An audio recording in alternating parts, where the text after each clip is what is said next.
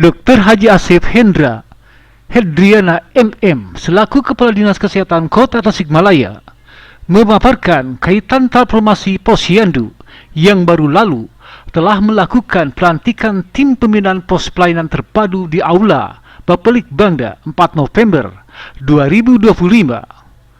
Pos pelayanan terpadu bertujuan untuk memperluas cakupan layanan dari sekedar kesehatan menjadi 6 bidang layanan publik, yaitu kesehatan, pendidikan, pekerjaan umum, perumahan rakyat, ketentraman dan ketertiban umum, serta sosial.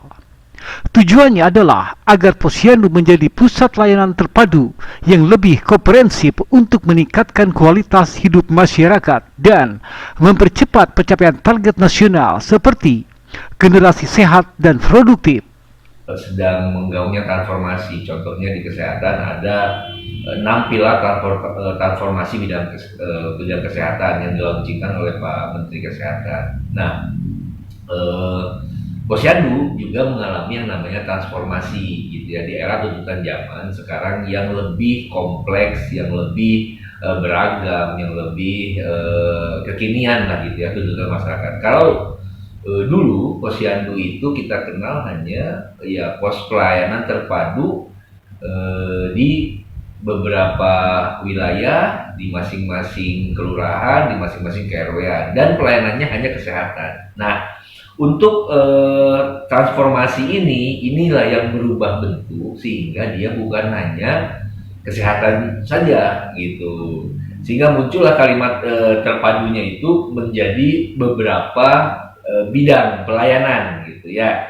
Selain bidang kesehatan, ada bidang pendidikan, ada bidang sosial, ada bidang perwaskin, perumahan, ada bidang dari tantip ya, dan dari pekerjaan umum atau kalau di kita pengampunya itu dinas PUPR gitu ya, pekerjaan umum. Nah, 6 bidang inilah nanti yang kita sebut dengan pos pelayanan terpadu. Jadi terpadu itu beberapa bidang, bukan hanya kesehatan saja, ada pendidikan, ada sosial, ada pekerjaan umum, ada perumahan, dan ada tantip gitu ya, keamanan dan ketertiban, linmas gitu ya.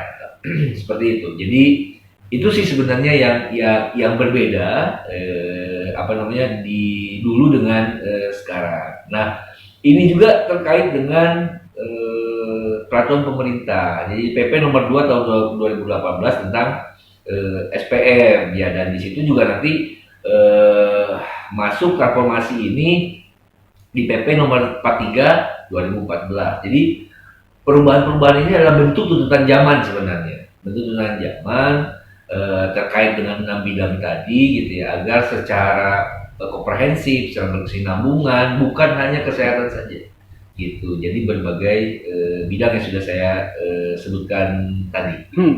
Ya, oke, terakhir Bapak, bagaimana harapan Bapak dengan adanya program pecutan baru ini, Pak, untuk khususnya Dinas Kesehatan, Pak?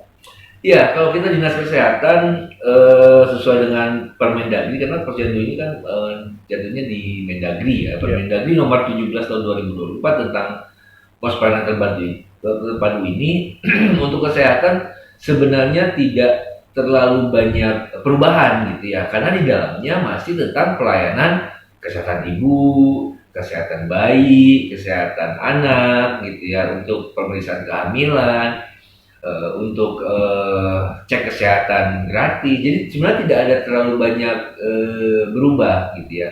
Justru dengan pos pelayanan terpadu ini harapannya banyak manfaat yang akan dirasakan oleh masyarakat gitu ya, oleh masyarakat, sehingga bukan hanya pos kesehatan saja gitu ya, artinya seluruhnya masuk ke dalam ini, dan yang akan terlibat langsung seluruh stakeholder gitu ya, seluruh stakeholder yang ada, bukan hanya kesehatan gitu ya. Dan kalau kami ditanya bagaimana pandangan Dinas Kesehatan kaitan dengan Posyandu, kami senang, artinya kami tidak kerja sendiri gitu. Kami akan bekerja dengan bidang-bidang yang lain. Bidang pendidikan, kalau saya melihat tadi paparannya itu titik belakang kepada PAUD-nya gitu ya. bidang perumahan, menitik beratkan terhadap rumah tidak layak huninya, kan itu banyak bermanfaat untuk masyarakat.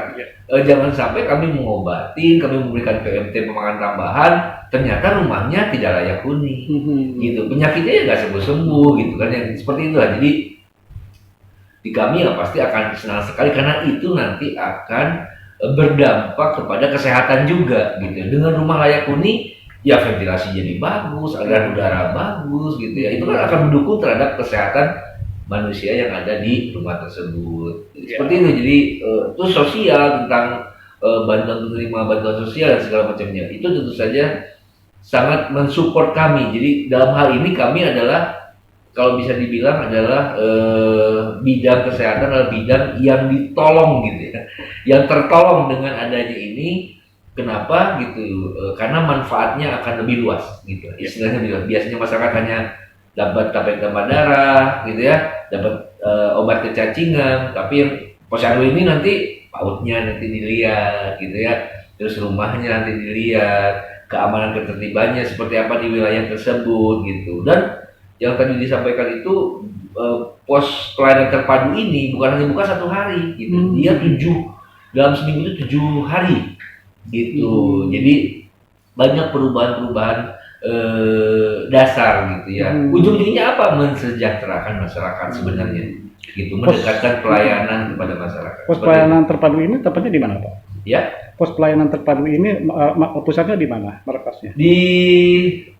di balai kota ya, di Di balai Setda kota, ya, di Setda. di Setda ya. Karena tadi juga yang pelantik sebagai ketua adalah Ibu Wali Kota gitu ya, otomatis kan dia melekat dengan TP PKK gitu ya, melekat sehingga nanti apa namanya, dulu itu diketuai oleh Sekda, tapi zaman dulu namanya Pokjanal Posyandu. Kalau sekarang tim pembina pos pelayanan terpadu. Jadi ada 3 perubahan yang paling mendasar. Perubahan kelembagaannya berubah, perubahan layanan tadi yang saya bilang 6 bidang tadi, dan perubahan transformasi di pembinaannya gitu. Karena pembinaannya nanti berjenjang kecamatan, berjenjang kelurahan, berjenjang lagi nanti adanya di posyandu. Iya. Oke, Pak Kadis, terima kasih atas waktunya Bapak. Selamat siang, Pak. Siang.